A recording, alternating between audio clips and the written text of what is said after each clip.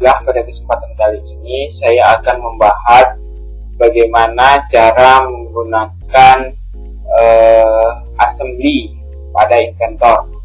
Adapun fungsi assembly adalah menggabungkan part demi part untuk membangun suatu bangunan 3 dimensi secara utuh.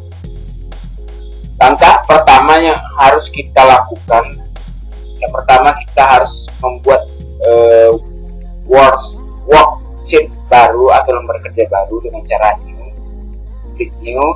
Di sini ada menu assembly.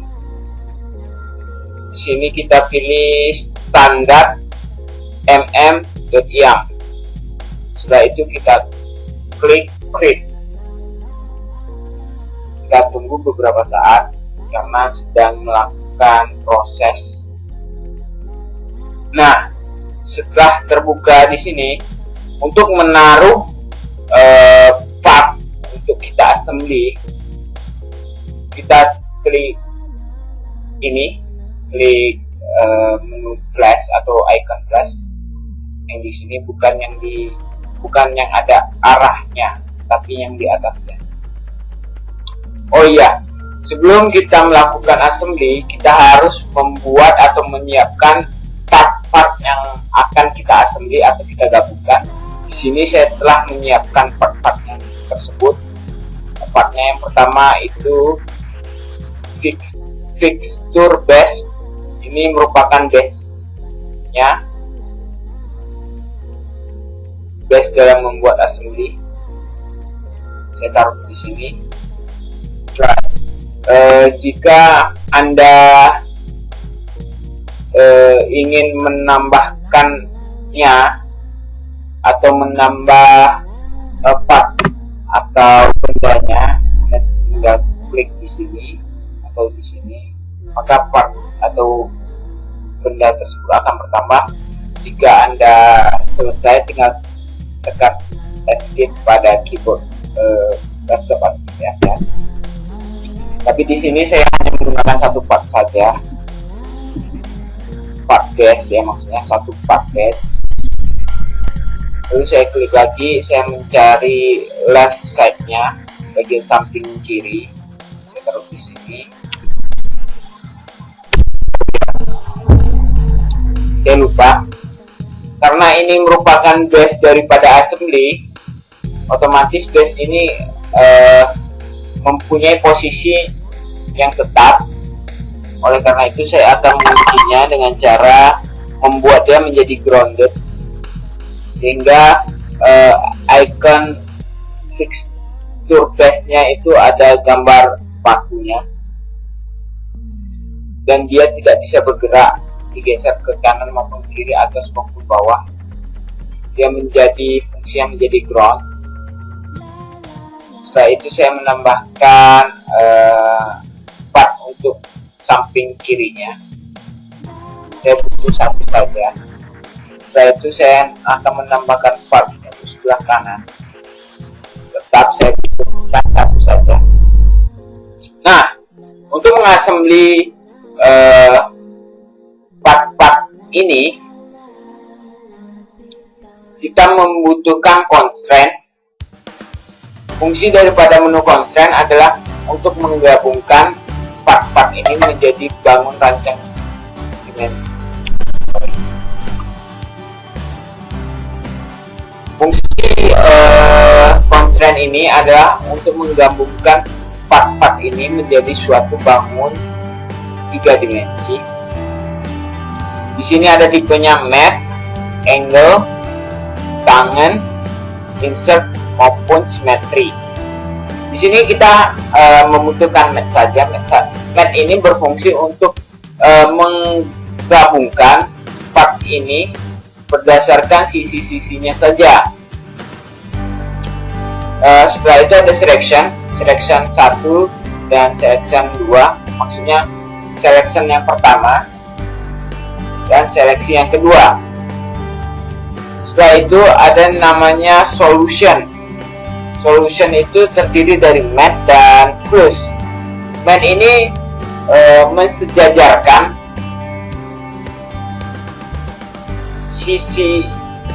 sisinya hingga bertemu titik senternya. Sedangkan flush itu menggabungkan dua buah part menjadi sejajar.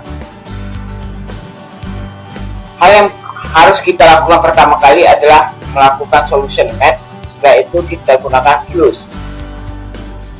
Untuk lebih jelasnya, saya akan menggabungkan part ini pada base-nya.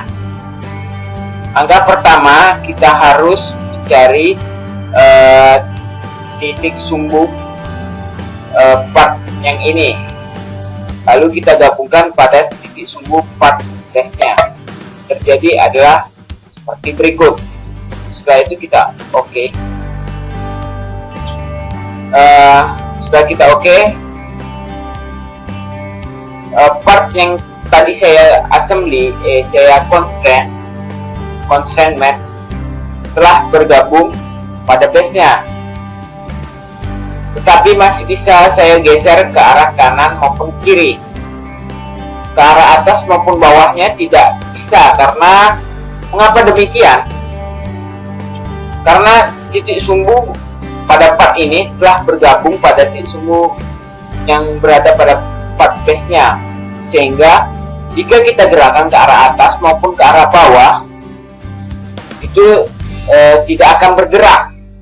Kita hanya bisa menggerakkan ke arah samping kiri maupun samping kanan.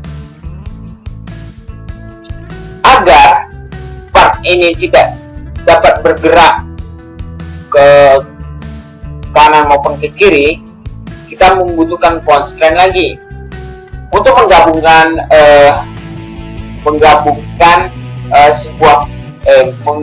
beberapa part menjadi sebuah rancang bangun 3 dimensi. Kita memerlukan minimal 2 buah constraint.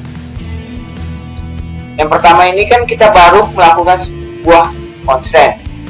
Nah, agar part ini tidak lari ke kanan maupun ke kiri, kita harus melakukan constraint match lagi pada lingkaran yang ada pada base-nya. Sini saya klik, dan lingkaran pada bagian dalam part ini saya klik. Maka yang terjadi adalah part ini tidak bisa digeser ke kanan maupun ke kiri, tetapi bisa menjadi sebuah angle, yaitu ke atas maupun ke bawah. Nah, untuk menjadi rancang bangun 3 dimensi, otomatis angle ini harus kita bikin diam. Nah, untuk membuat part ini menjadi diam, kita harus menggunakan constraint kembali. Kita masih menggunakan match. Kita klik sumbunya. Mengapa kita klik sumbunya? Karena sisi yang berada di ujung sini telah melekat pada sisi base-nya. Otomatis kita hanya merekatkan titik sumbunya pada base di sini.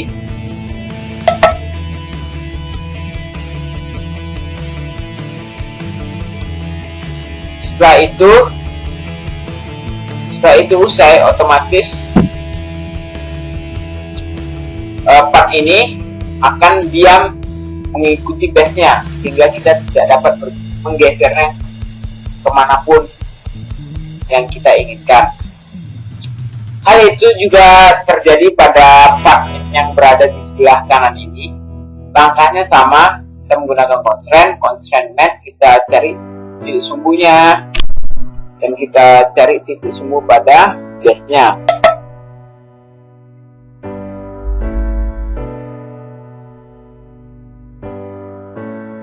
Sorry, saya ulangi lagi, kita cari titik sumbunya di sini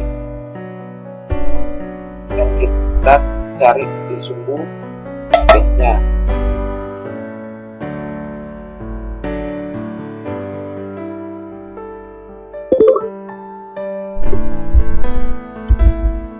Maaf, sorry. Saya ulang lagi. Kita klik constraint, kita cari titik sumbunya, sumbu lingkaran ini.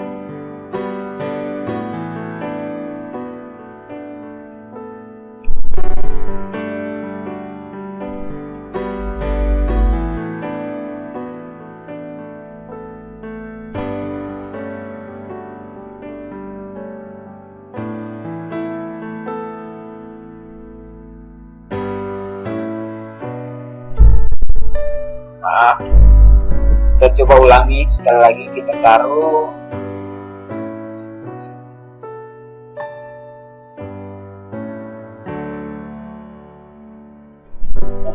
itu. Saya gunakan constraint, saya akan mencoba mencari base-nya.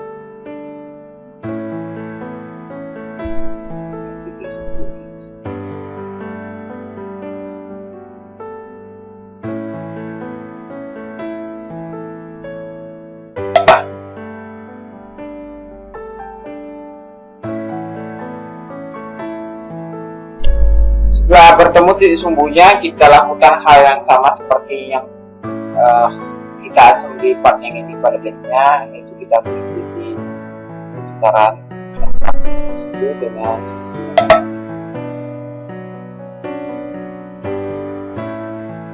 sisi tetap bisa bergoyang. Kita lakukan lagi constraint yang terakhir, kita constraint titik sumbu yang ada di sini dengan sumbu base-nya.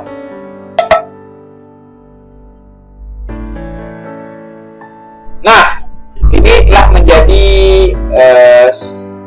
part yang diassembly secara sempurna.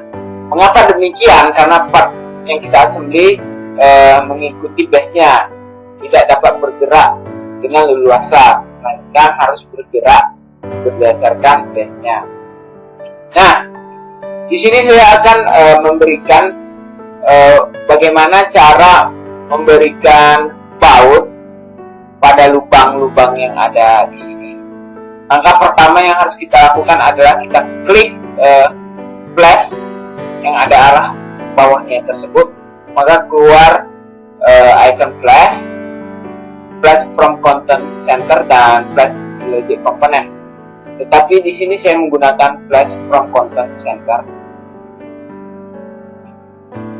Nah, di sini banyak sekali terdapat tipe-tipe bautnya. Pertama ada cable and harness, feature, mode, part.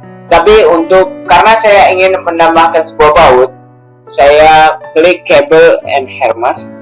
Baru itu saya klik fastener, saya klik box. Setelah itu saya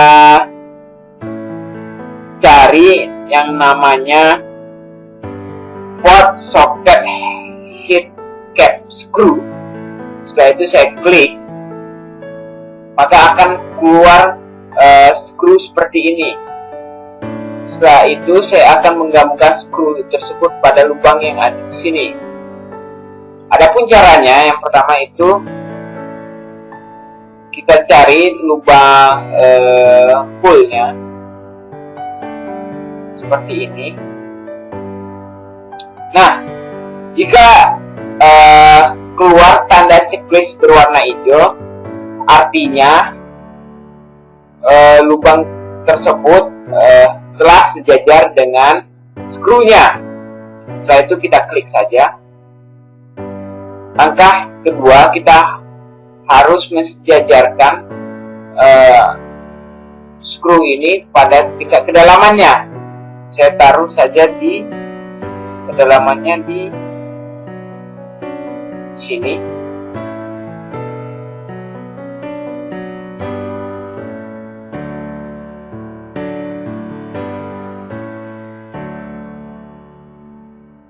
Sorry.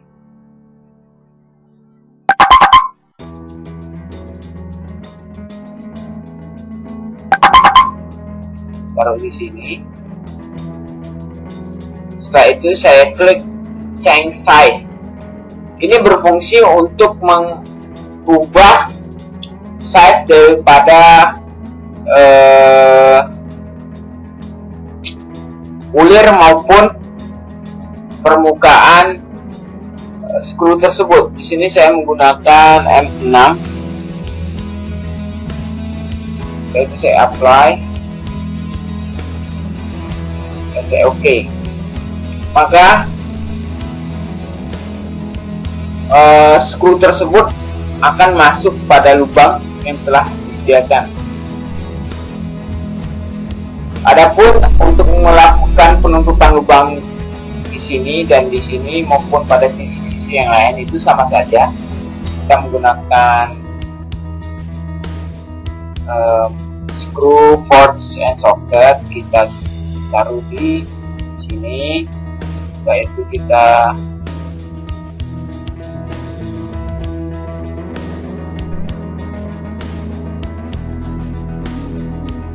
sini, kita ubah tipenya menjadi F6. Oke. Langkah selanjutnya sama.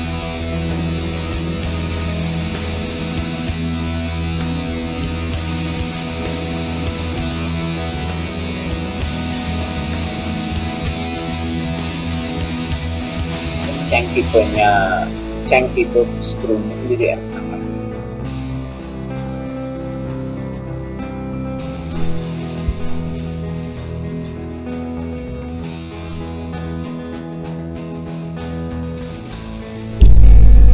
Nah, ini telah menjadi suatu assembly yang utuh. Baiklah, mungkin cukup sekian